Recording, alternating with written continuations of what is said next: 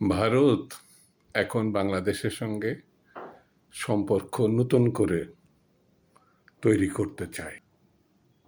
1 বছর ধরে বাংলাদেশের মানুষকে বিশ্বের কাছে ছোট করেছে, বাংলাদেশকে ছোট করেছে।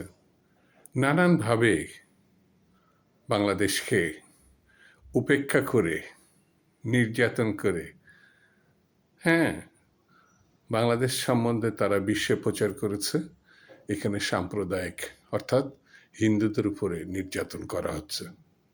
কথা তো সত্য না। 1 বছর প্রমাণ হয়েছে তারা মিথ্যা বলছে। খুনি হাসিনাকে তারা জায়গা দিয়েছে, লুটেরা হাসিনাকে যারা জায়গা দিয়েছে, গণহত্যাকারীকে তারা জায়গা দিয়েছে। এটাকে আড়াল করার জন্যে বাংলাদেশটাকে অন্যভাবে তারা বিশ্বে প্রচার করতে চেয়েছে, কিন্তু বিশ্ব তো বিশ্বাস করেনি, করবে না।